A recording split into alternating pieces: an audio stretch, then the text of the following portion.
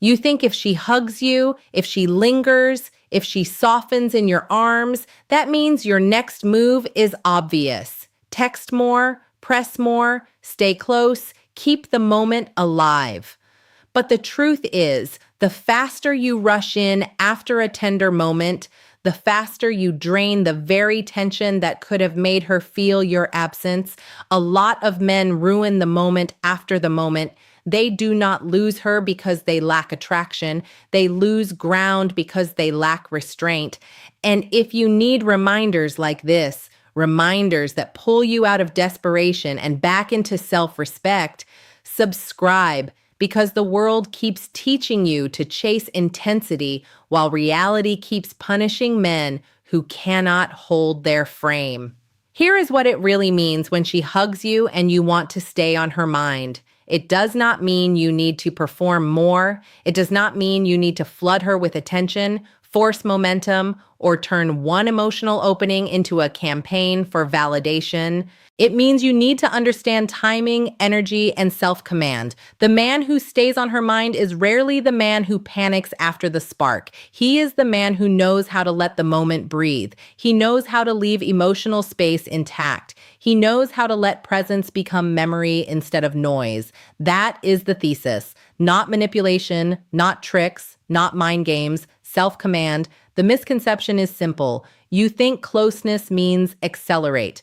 You think if she hugged you warmly, looked at you softly, held on a little longer, then your job is to capitalize on it immediately. More messages, more check-ins, more trying to define what it means, more trying to secure the connection before it slips away. You think momentum is created by pressure. You think emotional progress is protected through constant contact. You think if you do less, she will forget you. No. If the moment was real, she will remember it. What makes her forget is not your silence. What makes her forget is your overexposure. Because the hard truth is this: most men do not know how to carry themselves after emotional intimacy. They get one good moment, then immediately start spending it. They get one sign of warmth, then turn into a salesman. They stop being centered. They stop being mysterious. They stop being grounded. They stop trusting what was already felt and begin trying to force more. They do not let the experience land. They interfere with it. That is called insecurity. And insecurity is loud. It talks too much. It texts too much. It explains too much. It reaches too fast. It wants reassurance now. It wants certainty now. It wants to know what the hug meant, where this is going, whether she misses you, whether she is thinking about you, whether you still matter. It cannot sit with tension. It cannot let anticipation work. It cannot let memory deepen because it is too busy trying to control the outcome. But attraction does not deepen under pressure. It deepens in space, in emotional contrast, in the gap between presence and absence, in the quiet moment where she replays how you felt rather than reacting to how available you are. You need to understand that. A hug is not just physical contact. Sometimes it is affection. Sometimes it is comfort. Sometimes it is chemistry. Sometimes it is gratitude. Sometimes it is confusion wrapped in warmth. So if you build a fantasy from it too quickly, you are no longer responding to reality. You are responding to what you hope it means. And hope is dangerous when it makes you abandon discipline. Why does this happen? Because you are not just reacting to her hug. You are reacting to what it awakened in you. It touched your hunger, your need to be chosen, your need to feel wanted, your need to believe this one moment means something bigger because you are starving for emotional certainty. That is why a simple gesture can send an undisciplined man into overdrive. He is not operating from clarity. He is operating from relief. Relief that maybe finally someone sees him. Relief that maybe finally he does not have to wonder. Relief that maybe finally he can stop holding it all together and just be wanted. And when you are starving, you rush. That is the root problem. You are trying to turn one moment of warmth into proof of future security. You are asking a hug to carry the weight of your emotional uncertainty. You are asking a gesture to answer questions it was never meant to answer. And then, because you cannot tolerate ambiguity, you start pushing, you start reaching, you start trying to maintain closeness by staying in her face instead of staying in your center. That is why men sabotage good moments. Not because they care too much, but because they have not learned how to care without collapsing. And the cost is bigger than you think. You lose the emotional shape of the moment. You turn something natural into something heavy. You make her feel your anxiety where she once felt your presence. You interrupt her ability to wonder, reflect, miss, and feel. You replace impact with access. You replace tension with predictability. You replace memory with maintenance. Instead of being the man whose energy lingers, you become the man whose neediness crowds the room after he leaves. And this does not just cost you attraction, it costs you self-respect. Because look at what happens to you when you overplay your hand. You check your phone. You analyze response time. You reread messages. You become hyper-aware. You start measuring your worth through her responsiveness. You stop living and start monitoring. You stop building and start waiting. You stop being a man with direction and become a man orbiting a moment. You stop leading yourself. You stop protecting your peace. You stop trusting your value. You stop letting things unfold. You stop standing in reality. Then what takes over? Fantasy, projection, attachment to a story that has not happened yet. And fantasy always makes you weak. Reality says, that was a beautiful moment. Let it stand. Fantasy says, now make sure she keeps feeling it.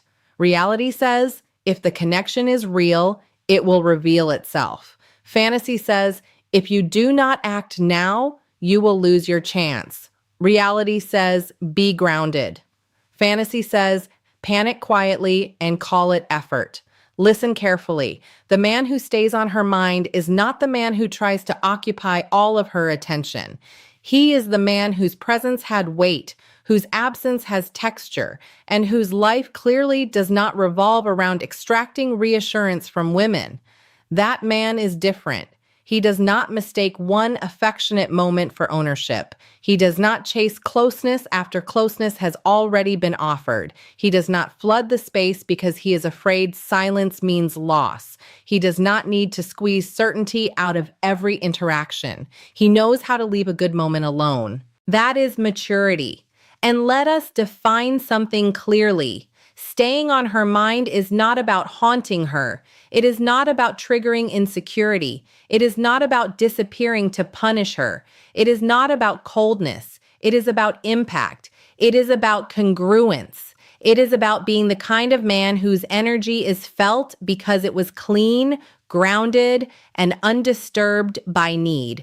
People remember what feels real. People remember what feels rare. People remember what is not contaminated by performance. So if she hugs you, then what? You do less than your insecurity wants and more than your discipline requires. You receive it fully. You stay calm. You do not immediately reach for a label. You do not rush to decode it in front of her. You do not start promising the future. You do not become extra. You let the moment end with dignity. You leave with your energy intact, and then you return to your life. That last part matters. You return to your life. Because the real answer to staying on her mind is not some clever text or rehearsed line. It is that you do not become mentally available in a reckless way just because she gave you a beautiful moment. You remain rooted. You remain occupied by purpose. You remain in motion. You do not throw your whole internal world at her feet because she showed affection. Affection should be appreciated, not worshipped. That is where self-respect begins. The man you need to become is easy to recognize. He is grounded after intimacy, not intoxicated by it. He can enjoy warmth without becoming dependent on it. He is not afraid of silence because silence does not threaten his identity. He is present when he is there and fully back in his mission when he is gone. He is not careless. He is not robotic. He is not emotionally shut down. He feels deeply, but he knows that feelings are not instructions. He is the man who can walk away from a meaningful moment without rushing to secure more. He is the man who lets anticipation work because he does not need instant proof. He is the man who does not confuse access with significance. He is the man who knows that what lingers is not constant availability, but emotional imprint. When she thinks of him later, she does not just remember his face. She remembers how settled she felt around him. She remembers that he did not grab, he did not rush, he did not make the moment about extracting something. He was strong enough to enjoy connection without trying to trap it. He left room, he left breath, he left reality untouched by pressure. That is rare. Most men are too eager to be unforgettable, which is exactly why they become forgettable. They overperform, they overmessage, they overextend, they lose their gravity. A man with gravity does not chase the emotional high after a hug. He trusts that if the moment mattered, it already did its work. You need to hear this next part clearly. If your instinct after she hugs you is to immediately become more available, more talkative, more emotionally exposed, ask yourself why. What are you afraid of? That she will forget? That the moment meant less to her than it did to you? That if you do not keep the energy going, the whole thing will disappear? Good. Face that fear, because that fear is the thing making you weak, not her, not the hug, not the uncertainty, your inability to sit still with not knowing. That is called emotional impatience. And emotional impatience destroys masculine presence. A strong man can hold tension without trying to sedate himself with contact. He can wait. He can observe. He can let someone reveal themselves across time. He does not need to force clarity in the first emotional opening. He understands that what is real can withstand space. So do this. After the moment, do not chase the afterglow. Do not immediately text to relive it. Do not turn tender energy into administrative follow-up. Do not ask, "What are we?" because she was soft for 10 seconds longer than usual. Do not send paragraphs because now you feel exposed. Let the moment remain elegant. Then redirect. Go train, go work, go build, go create, go handle your responsibilities. Go back to the life that made you interesting in the first place. You do not stay on her mind by staring at your phone.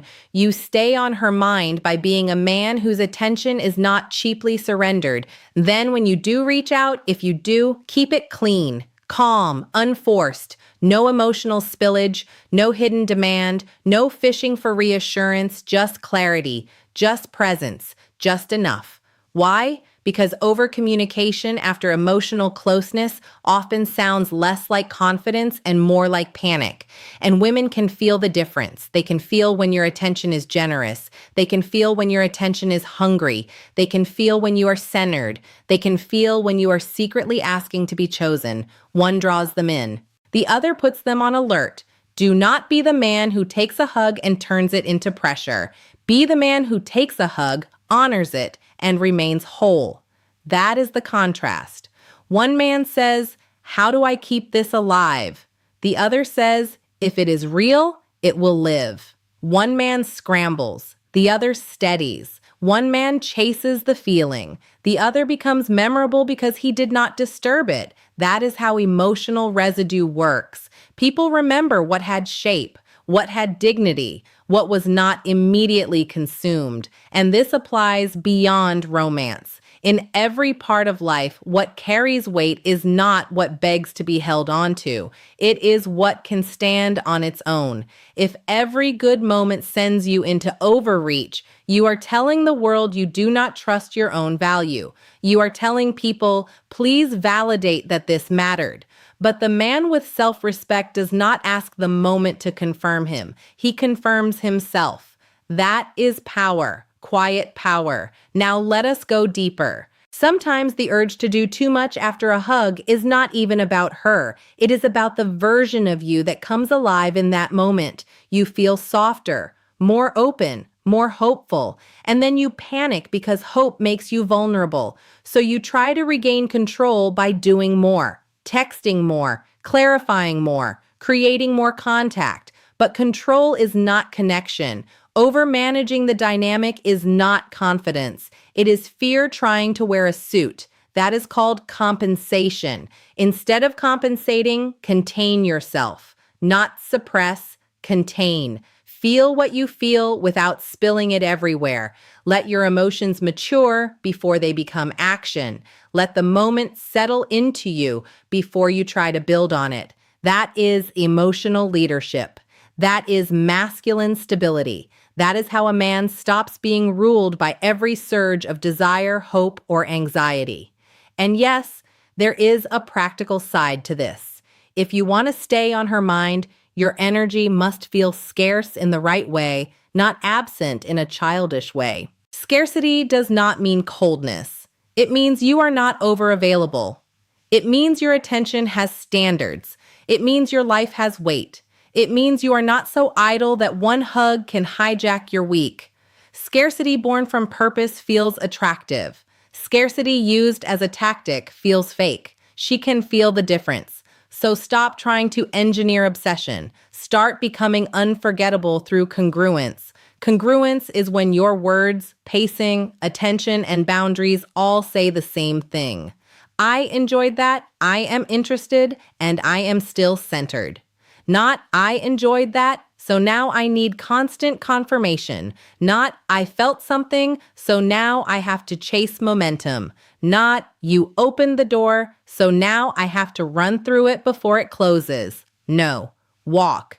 Do not rush. A lot of your power returns the moment you stop assuming every warm gesture requires immediate escalation. Sometimes the best move after closeness is composure. Sometimes the best move is silence. Sometimes the best move is simply ending the interaction well and letting her sit with what she felt. Because when you are always present, there is nothing to remember. When you are always explaining, there is nothing to interpret. When you are always available, there is nothing to value properly. Presence matters, but so does contrast. She remembers how you made her feel, yes. But she also remembers whether that feeling came wrapped in pressure or peace. Did your energy say, take your time, or did it say, please decide my worth quickly? Did your presence feel grounded, or did it feel like a man trying not to lose his chance? Those are two completely different experiences. Be honest with yourself. How many times have you ruined a good connection by reaching too far too fast? How many times have you turned chemistry into confusion by adding weight before trust had time to grow? How many times have you taken one beautiful opening and smothered it with your need to know where you stand? Enough. Now you do it differently. You let the hug be the hug. You let the warmth be the warmth. You let the silence be the silence. You let her wonder. You let yourself breathe. You let your life continue. You stop chasing the emotional replay. You stop checking for signs. You stop acting from scarcity. You stop turning affection into a contract. Then you build. You build the body that does not crumble under uncertainty. You build the mind that can sit with ambiguity. You build the life that remains full whether she texts tonight or not. You build the standards that stop you from overinvesting in one moment. You build the self-respect that keeps your attention from becoming a free giveaway. That is what actually keeps you on her mind, not tricks, not formulas, not calculated distance. The memory of a man who was present without being needy, warm without being weak, interested without being uncontained, and gone without becoming bitter. That man leaves a mark, not because he tried so hard to be remembered, because he never betrayed himself trying to be. And that is your reset. You do not need to become colder. You need to become steadier. You do not need to play games. You need to stop volunteering your nervous system to every moment of affection. You do not need to force significance. You need to let reality reveal it. So if she hugs you, then what do you do to stay on her mind? You do not chase the moment. You do not dilute the moment. You do not beg the moment to become a future. You carry it well. You leave cleanly. You return to purpose. You keep your energy expensive. You speak less. You observe more. You remain the man she felt, not the man who unraveled after being felt. That is the answer. And if she is meant to move closer, she will feel safer doing it with a man who does not lose himself in the first sign of warmth. If she is not, then your composure will save you from turning a brief spark into a long humiliation. Either way, your self-respect wins. That is why this matters. This is not about staying on her mind at any cost. It is about staying in your own mind, your own body, your own center. It is about not abandoning yourself just because you tasted closeness. It is about becoming the kind of man whose calm is stronger than his craving. You are not here to chase every emotional opening. You are here to lead yourself. You are here to hold your frame. You are here to honor what is real without forcing what is not. You are here to become unforgettable because you are grounded, not because you are desperate. So the next time she hugs you and your mind starts racing, stop, breathe. Feel the urge to overdo it and do not obey it. Let the moment pass through you without dragging you out of yourself. Let memory work. Let space work. Let reality work. And let your discipline do what panic never could. You do not need to force your way into her mind. Your job is to become the kind of man she cannot easily forget because your presence had truth in it. That is enough. That is strength. That is self-respect. You are not trying to become the most available man. You are trying to become the most grounded one. You are not waiting for the right move to make her obsess. You are learning the right discipline to stop sabotaging what was already working. You are not chasing the answer. You are becoming it. And if you want more truth like this, more clarity like this, and more reminders that train you to move like a man who respects himself, subscribe now. Stay around people who choose reality over fantasy, standards over panic, and self-command over emotional chaos. You belong in that kind of room.